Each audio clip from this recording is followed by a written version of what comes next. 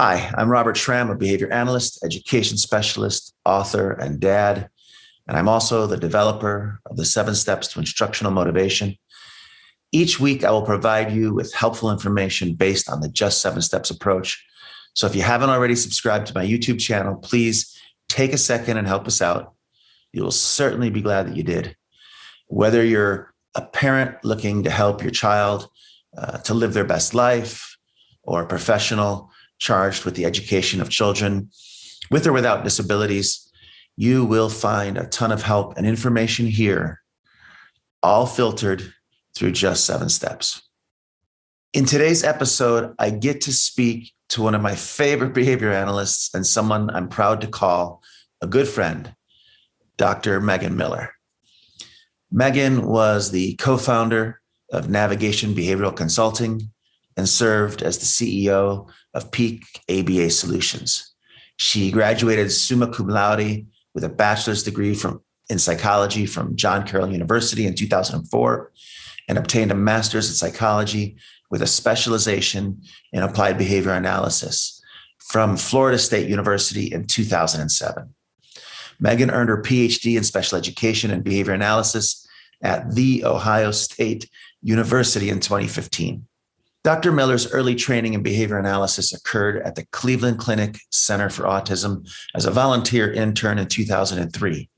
Dr. Miller has taught courses in behavior analysis and special education as an adjunct professor for several universities, including the University of Mary Washington, the University of West Florida, The Ohio State University, Florida State University, and Southern Illinois University, which happens to be where I got my undergrad work done. She has co-authored journal articles published in the Journal of Developmental Physical Disability, Behavior Analysis in Practice, and Teaching Exceptional Children. And even with all of that, she still has found time to help me write the very popular book, The 7 Steps to Instructional Control, which was first published back in 2014. Ladies and gentlemen, it is my honor to present to you a true progressive in the ABA world, Dr. Megan Miller. And there she is, the woman, the myth, the legend. You get to call her Dr. Miller, BCBAD, but I get to call her Megan. How are you doing, old friend? I'm good. Busy, but good. Yeah, it's been hard getting us together. We've tried a lot of things, haven't we? I know. It's been tricky. But we're here. Yay, finally. So here's a game I like to play whenever I talk with you. It's called Where in the World is Carmen Sandiego? Megan, you get to travel the world, much like I have over the years, spreading your take on modern behavior analysis. I even wore my dad on vacation shirt for you today. So where might we find you on this fine day? Are you in Dubai, the UK, Argentina, Scranton, Pennsylvania? Well, 2 things. One, I'm in your stomping grounds, Germany. I'm in Munich right now on a 14-hour layover. And I wonder, it's probably a very little known fact that people listening to this would know that you're the reason I get to travel the world, because you're the first person. You're the first person who connected me with my first international client in Italy and then Serbia. And it was through those 2 that I started posting and talking about international. So if it weren't for you putting my name out there, I wouldn't be living this life. So thank you for that. Wow. So I'm to blame for you stealing all my work out there, huh? Well, you had too much and you gave me some. Oh man. So I heard you're in Munich right now, and where are you heading? Yeah. I'm on my way to Tbilisi, Georgia for a presentation. I'm doing a 2-day training there.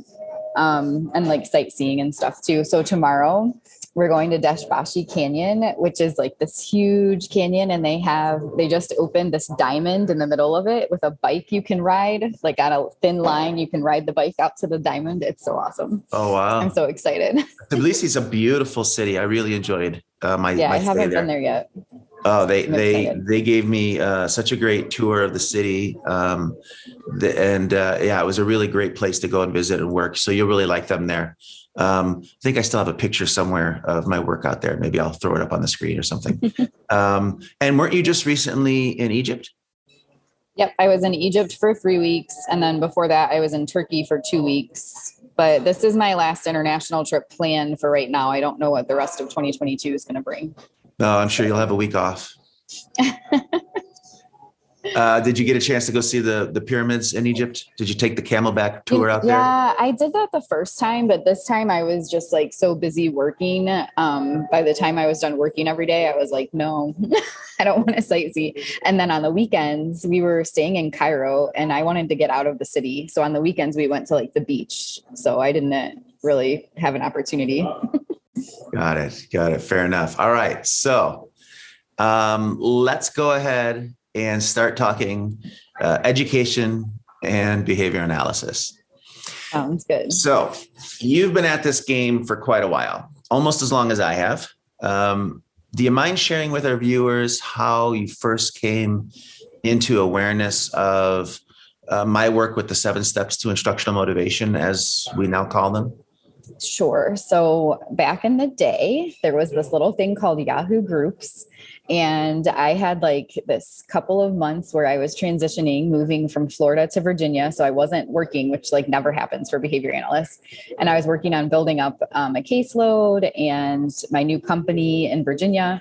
So I was really active on the Yahoo Groups. And someone posted a question. They had a client that was engaging in escape maintain behavior and they were wondering what to do about it because escape extinction wasn't working. And I replied and said, try this. And it was basically the 7 steps, but not described as such. And then you emailed me like back channel and you were like, where did you learn that? Did you know I have a book on this? And I was like, no, I just did it in grad school. I came up with it for a kid. So that's how we first connected. And then my first client in Virginia was a client that you had in Germany too. So we just have like these weird ways the universe puts us together, apparently. Yep. And I, for one, am very glad. But the way I met you in person is I stalked you. You stalked me. Oh, well, okay. I've heard this story before, actually, now that I think about it. So for anyone out there who like really admires the work that someone's doing, go to one of their workshops or presentations and hang out until everyone else stops talking to them and then make them go to the social with you and just pick their brain for hours and never apologize about it. And then maybe you'll be presenting and writing books together later. Well, I, for one, am really happy that you did because it's been a great relationship and we've had so much stuff that we've been able to do together since. So let me ask you this. For just a second, put yourself back in that time frame. And what was it that you were kind of first excited about when you did then eventually read about the 7 steps? And how did that, affect the type of behavior analysis that you saw happening at the time? Okay, so just for everyone to know, I'll tell you what year that was. It was like 2009, 2010 timeframe. So if we're thinking back how long ago that was. Yeah, I published the first manual in 2007. So it was just a couple of years after that. Yeah. And for me, the 2 things I was most excited about, one is it took what I had been like just doing on my own and trying to teach people how to do and put it into like a more systematic way of doing it, like the 7 steps. It was a lot easier to follow. And it had a few, like the big thing that I wasn't focused on, that the 7 steps really focused on, and especially in your workshops, was the connecting, like developing a relationship with the children. Cause you're just a goofball. Like, I don't know, you and Steve Ward are 2 of my influences there in terms of like how to be fun and silly with kids. So you had like a really big focus on that, especially in your workshops, that I hadn't seen explained in that way before. So that was really helpful. But the other part was how well it was written, that parents would understand it. Like I would tell a client something in my own words, and then I would bring them your book and be like, here, just read these couple of pages. And then they'd say, oh, yes, that makes sense. It's like, I just told you the same thing, but there's some way you have of talking that really connects for parents, I guess. So. Wow. Well, I appreciate you saying that. That's awesome.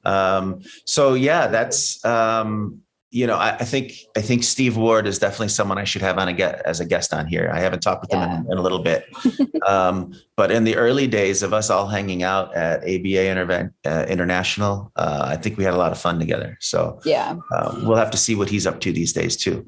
Right. I forgot to say where I felt about like the field. So at that time, again, it was like 2009, 2010. You were the only one doing conference presentations on it. And then you were kind enough to invite me and a couple of your coworkers or employees to present as well. And like that was it. It was just us talking about this stuff back then. And it was very interesting because most people that would come to the presentations were super excited afterwards and like ready to go with implementing the 7 steps. It was such a huge jump forward from where things, what people were being taught about using traditional escape extinction. And then now finally, 12 years later, we have more people presenting on similar topics, and it's really starting to like get out there that there's better ways to interact and provide interventions than using traditional escape extinction. But even looking back at we're working on this, but like revising what we wrote together, even in 2012, 10 years ago, 2011, whenever that was, there's so much just changes in what we understand and know about how to provide humane and effective intervention. And I love that you continue to push that bar forward. Well, that leads me right into my next question. How have you changed or adjusted the way that you're using the steps in these more recent years, especially focusing on your strong considerations for compassionate education and neurological diversity? So for me,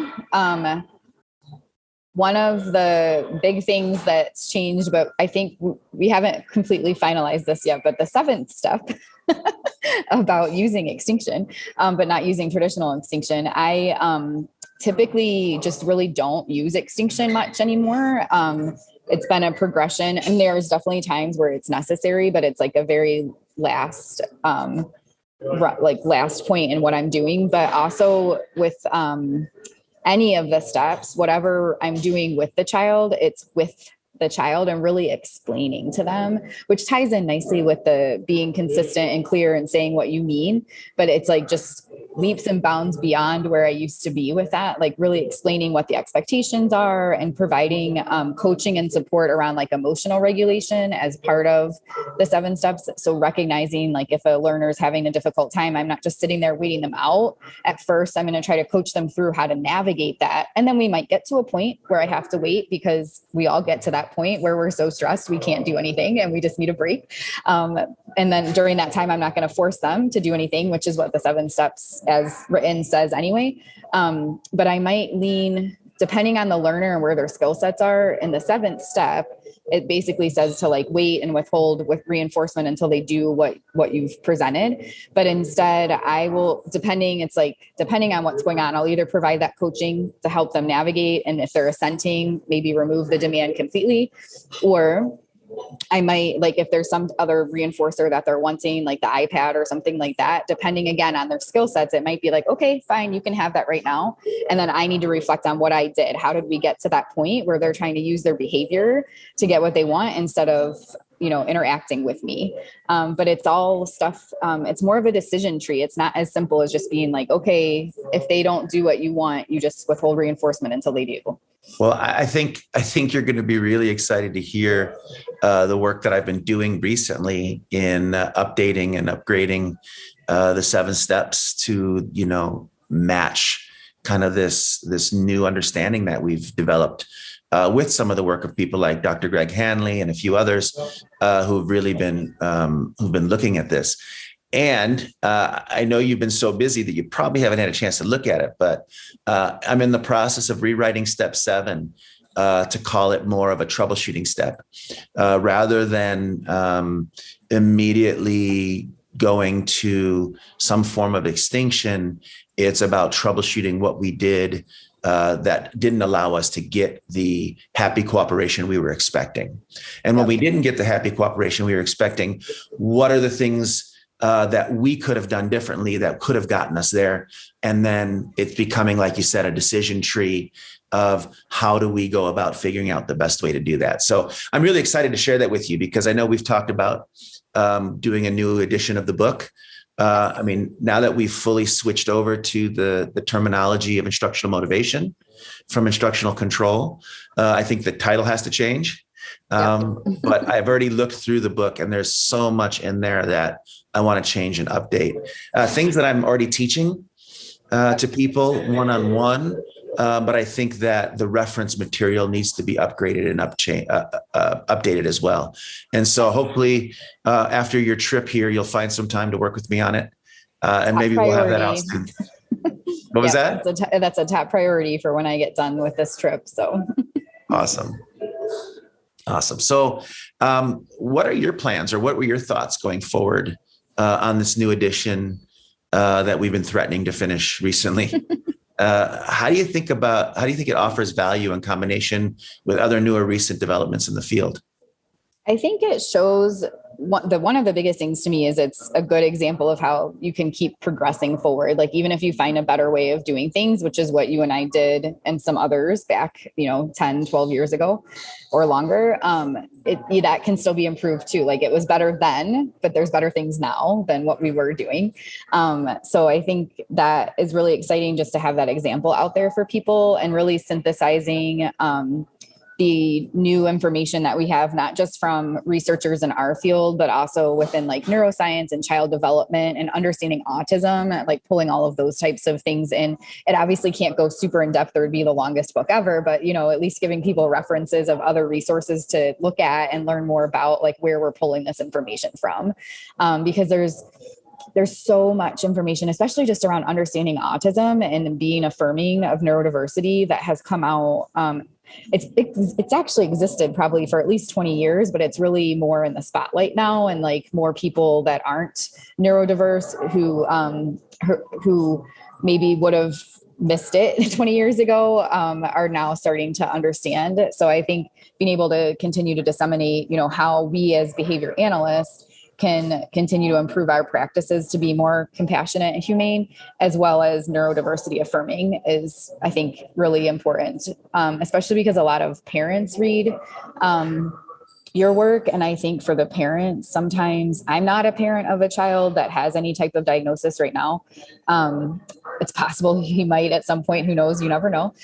He's definitely not autistic, but anyway, so I can't completely relate, but for a lot of parents, because of the way our society is structured, there's so much pressure on them to like have their children be a certain way and fit a certain mold, and being able to show parents how to be more like connected and uplifting with their children, and really honor and accept them as who they are, and help them live their best autistic lives, or whatever life, I think will be really beneficial too. Yeah, I think there's been a real positive change from trying to remove things that would be considered autistic, to being able to say, how do we help this child to be happier with whoever they are, and and be able to do well in the society in which they're going to be living. And I think that we talked about it that way. And if you look back at my books, it was always discussed that way, but it was still couched from this terminology, or this idea that being labeled as autistic was somehow something to be avoided, or something to be fixed. And I think when you talk to some advocates and people who are living with autism as part of their identity, and are perfectly comfortable with that identity, you can understand why people would be disappointed to hear that others would want to get rid of that, or eradicate that. So yeah, I think it's a very valuable step forward. And I know you've, in behavior analysis, I know you've caught some slack over your more understanding approach to this sort of thing. So hopefully it's just a process of everyone kind of waking up and moving forward with their thought processes. So we'll see how all that goes. We might lose some friends. I don't know. We'll see. But I'm already on that path, so it's fine. Well, you won't lose me as a friend, that's for sure. So what, if anything, would you like to say to parents who might be struggling with the behavior of their child? And does that change any at all if you're talking to the parent of a child with an autism diagnosis, or other disability, or even no label at all? So there's a couple of things I would say. One is we all have behaviors that we engage in. Like we all have our stress responses and whatnot. So try to, keep that in mind when you're a parent that like, especially if you have a little one, a 3 or 4 year old, they've only been on this earth a few years and they're just navigating what they know. It's not anything personal on you usually. So try to not get stressed yourself about it and really like do some perspective taking and understand, what this experience is like for your child, whether they have any type of diagnosis or not. Like, how are they experiencing the world and what skills do they have, and see it as an opportunity to figure out what teaching needs to be done to help them learn to navigate things more safely and potentially calmly. But we all get angry, we all get sad, we all get really like stressed and have our things we do to regulate ourselves. And little ones don't have those skills yet. So we really need to be focusing on teaching that and being a model of that for the the children as parents. So that's one. And then the other advice I would give is to recognize your child as their own unique human. Again, whether they have a diagnosis of anything or not, try not to place your own expectations and biases of your lived experience onto your child. Just give them space to show you who they are, help support that and be an area of safety for them, and let them grow into the human that they're planning to grow into. We can do as much as we want as parents to try to like shift and condition and train our kids to do certain things, but it doesn't always work. It can be really frustrating. And then we don't get to see what unique human they would have turned into if we just gave them the space to be who they are. Those are my two big things that I usually talk to parents about. And of course, making sure to take time for themselves to have, I hate to say self-care, but like have your own routines as well. Set boundaries. That's a big one. I think that'll be coming up in the revision of the 7 steps, like how to set boundaries, because that's really what the initial 7 steps was. That was like the first movement toward like, how do you clearly like create an environment that's positive and happy for the child, but you have some type of boundary too. So they're learning. And that's, I think, a thing that we don't learn at all how to do. Set boundaries, period. A lot of us are in jobs where we're like taken advantage of. We're in relationships where we're taken advantage of because we don't know how to set boundaries and protect ourselves. So as a parent, it's really important if you're finding that you don't know what your boundaries are or how to set those boundaries in a way that's supportive and loving of your child, but also supportive and loving of yourself, then there's lots of resources that are helpful. Robert, I can give you a list of some of their Instagram accounts, but they're just so helpful for like parenting that I love. Obviously your work. But there's a few different places I follow that give me ideas on how to take what I aim to do with my own son and what I aim to teach parents about. These different Instagram accounts, they provide a bunch of different resources like infographics and things on, like how to set kind boundaries, or, how to tell your child you're too stressed and you need a break, stuff like that. Well, certainly send us the links to that, and I'll see if I can put it into the description of this podcast, so that people have access to it and can follow up on that. And I think that last little run there might be a great example of why you keep getting yourself invited all over the world to speak on behavior analysis. I mean, you really do have your finger at the pulse of where we are and where we need to be going. And I'm pretty excited to kind of see what you'll be doing in the future. And I'm excited for what we're going to be able to do with the new book as well, the updated version of the 7 steps.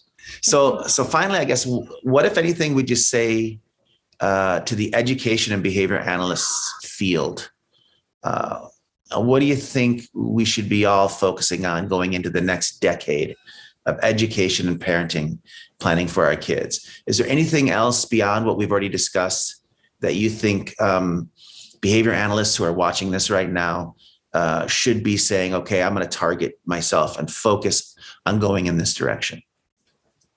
I think there's 2 things we haven't talked about yet. So repeat everything I already said, but the 2 things that I would say: one is maintain your philosophical doubts. Just because you were trained in a clinic or in a university that such and such procedure is the end all be all does not mean that it's the most effective or humane for the children that we're working with.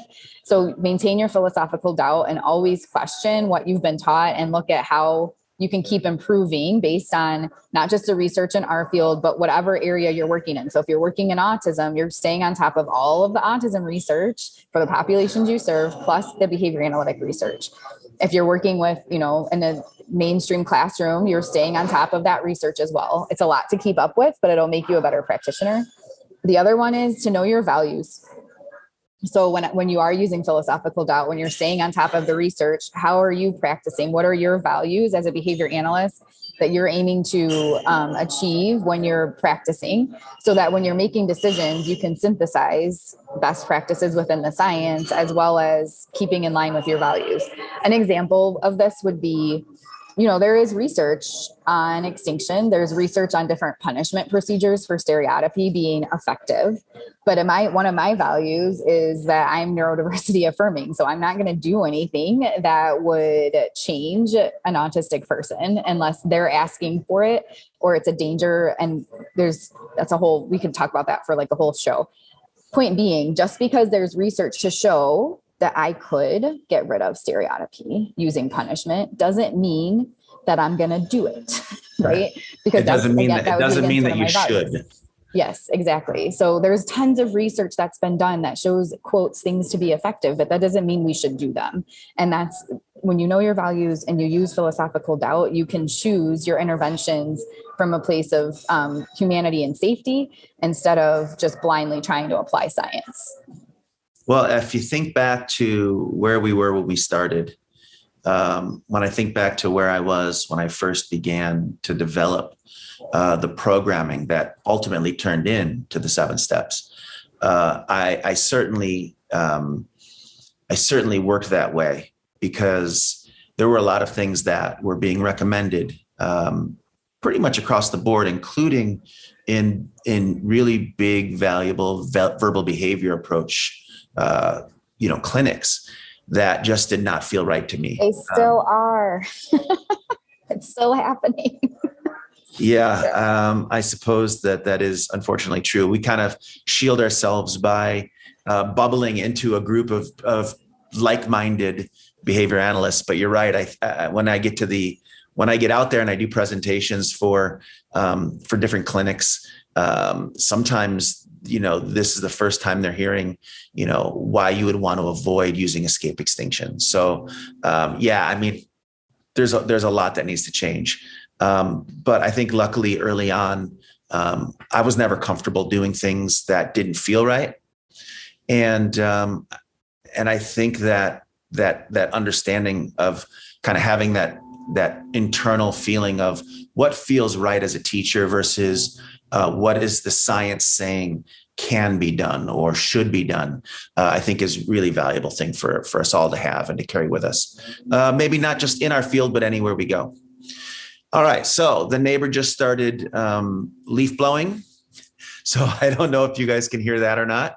I don't hear it. What's that? I don't hear it, but it's okay, loud good. Here. Well, I just wanted to say thank you again for joining us here today on Just 7 Steps. I knew when I started this podcast that I would not be happy having anyone but you as my first official guest. Thanks for taking the time that you've given us today and for all that you do with the families that you work with and for the field in general. Ladies and gentlemen, I introduce to you one last time, Dr. Megan Miller. Thank you, Robert. And thank you so much for having me on the podcast and for being an early mentor of mine and then colleague and now friend. So it's been wonderful knowing you and learning from you and learning with you. Awesome. Well, I tell you, I really consider our friendships one of the most important that I've made professionally. And I'm really glad that you're out there doing what you're doing and sharing your information with the world. We didn't even talk about your initiative. We didn't even talk about your Do Better initiative and the work that you're doing for behavior analysts. I'm thinking maybe we need to have you back on again and let you guide that conversation giving people an idea, especially people in our field, an idea of what kind of value you're making available to them through that. So can I get you on camera, recorded, saying that, yes, you'll come back and speak to us again? Yes, of course. Awesome. All right. Well, hopefully you don't miss any flights. You want to turn off your background and show people where you're actually at right now? Or is that a little too much to ask? It's actually a pretty nice. Oh man, you could have just used that. I know. I love this. I love this airport so much. Like outside, there's like this like mall or something. I'm not really sure, but I just spent a bunch of hours at the spa because I thought I had a hotel booked, but I didn't. So I went to the spa. So. Well, that's the life of a world traveler. And so say hi to Munich and to Germany for me, and talk to the folks at the ABA clinic in Tbilisi. Tell them I said hello. I will. All right. Thank you so much for being with us. Take care, and we'll see you soon. Okay. Bye. Bye-bye.